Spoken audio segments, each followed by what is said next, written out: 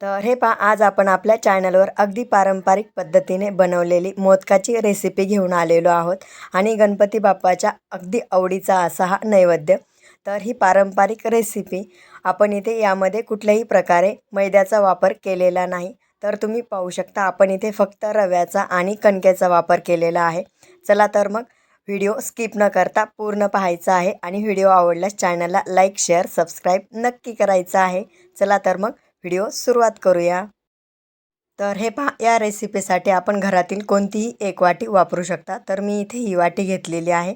तर आपण हे सर्व प्रमाण एकाच वाटीने घेणार आहोत। त्यासाठी मी इथे 2 वाटी एवढा बारीक रवा घेतलेला आहे। तर मी इथे हा रवा अगदी सोजीच्या चाळणीने चाळून घेतलेला आहे। तुम्ही हवं तर तुमच्याकडे छोटा रवा नसेल तर तुम्ही मोठा रवा मिक्सरला फिरून सोजीच्या चाळणीने चाळून घेऊ शकता।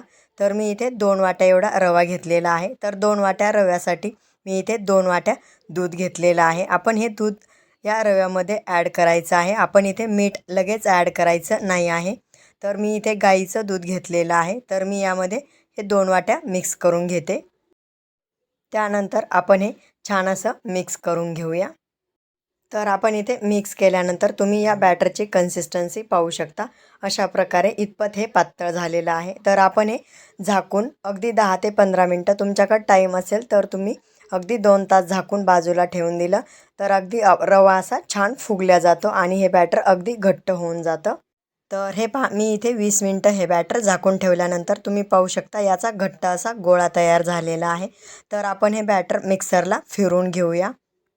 आपण हे बॅटर मिक्सरला फिरून घेण्याचं कारण म्हणजे आपण हे बॅटर मिक्सरला फिरून घेतल्यानंतर अगदी आपण मैद्याला जेवढा चिकटपणा असतो तेवढा चिकटपणा आपला इथे या बॅटरला तयार होतो। तर तुम्ही पाहू शकता अशा प्रकारे आपलं हे बॅटर इथे तयार झालेलं आहे। नंतर आपण हे बॅटर मोठ्या परातीमध्ये काढून घेतलेलं आहे आणि त्यामध्ये आपण 2 वाट्या रवा घेतलेला आहे।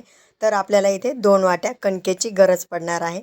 तर आपण ही कणिकही अगदी सोजीच्या चाळणीने चाळून घ्यायची आहे आणि आपण हे हाताने मिक्स केल्यानंतर अगदी आपल्याला प्रमाण लगेच लक्षात येतं की आपण किती कमी किंवा जास्त इथे कणिक ॲड करायला हवे आहे। तर तुम्ही पाहू शकता आपलं हे बॅटर किती असं चिकनं झालेलं आहे। तर आपण इथे सुरुवातीला 1 वाटी कणिक ॲड केल्यानंतर आपण इथे मोहन ॲड करून घेणार आहोत। तर आपण जेव्हा कोरड्या पिठामध्ये मोहन ॲड करतो त्यावेळेस आपण त्याचा छान असा मुटका तयार होईपर्यंत मोहन ॲड करतो, म्हणजे आपल्याला अगदी व्यवस्थित समजतं की हे मोहन अगदी परफेक्ट झालेलं आहे। पण आपण इथे रवा भिजवून घेतलेला आहे त्यामुळे मोहनाची गरज पडत नाही, पण तरी आपण थोडंसं इथं ॲड करणार आहोत। ती पूर्णपणे ऑप्शनल आहे। तर हे पहा, मी इथे एवढं तेल घेतलेलं आहे, अगदी थोडंसं असं गरम करून घेतलेलं आहे किंवा बिलकुलही गरम नाही केलं तरीही चालतं। तर मी इथे थोडंसं गरम करून घेतलेलं तेल आपण यामध्ये ॲड करून घेऊया आणि छान असं मिक्स करून घेऊया। तुम्ही पाहू शकता अगदी इथे मी कडकडीत तेल गरम केलेलं नाही आहे।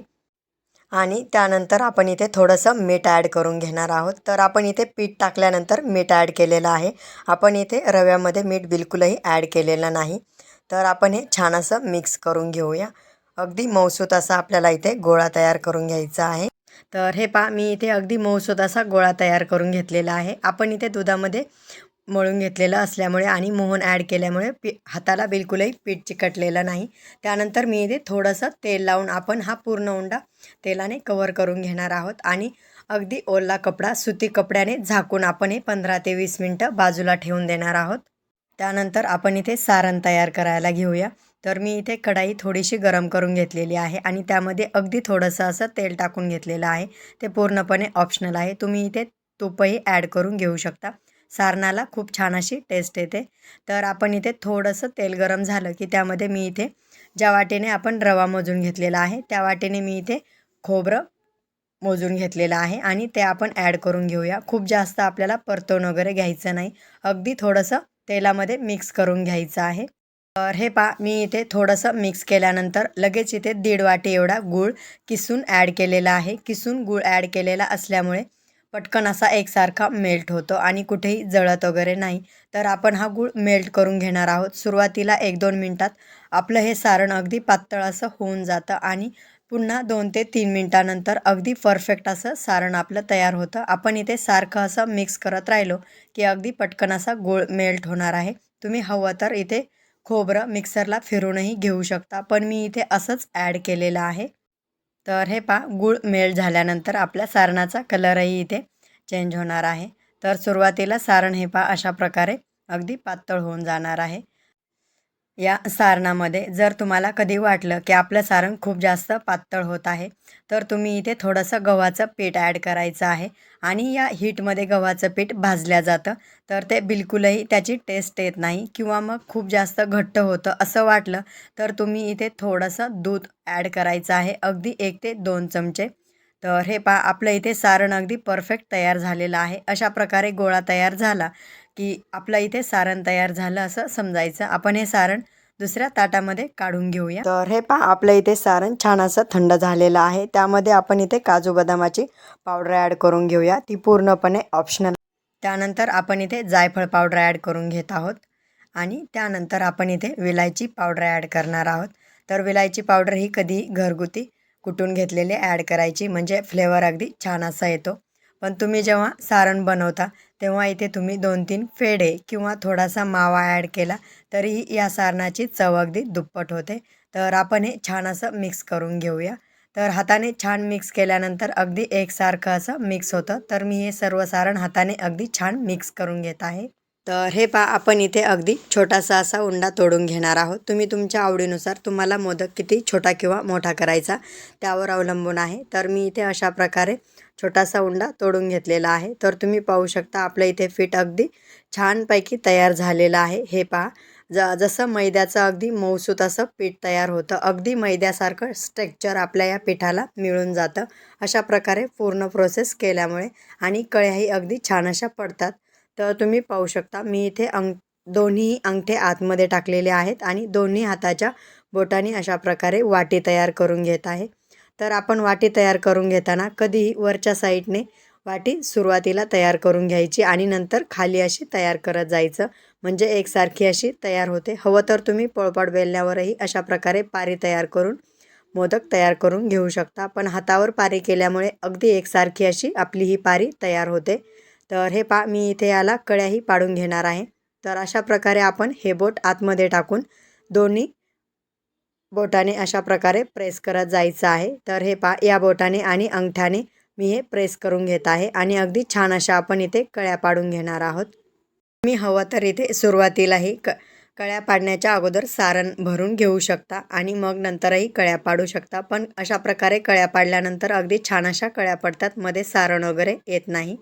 तर हे पहा इथे आपण अशा प्रकारे पूर्ण कळ्या पाडून घेतलेल्या आहेत. तुम्हाला किती हव्या त्याप्रमाणे थोडीशी मोठी पारी करून घ्यायची आणि अशा प्रकारे कळ्या पाडून घ्यायच्या.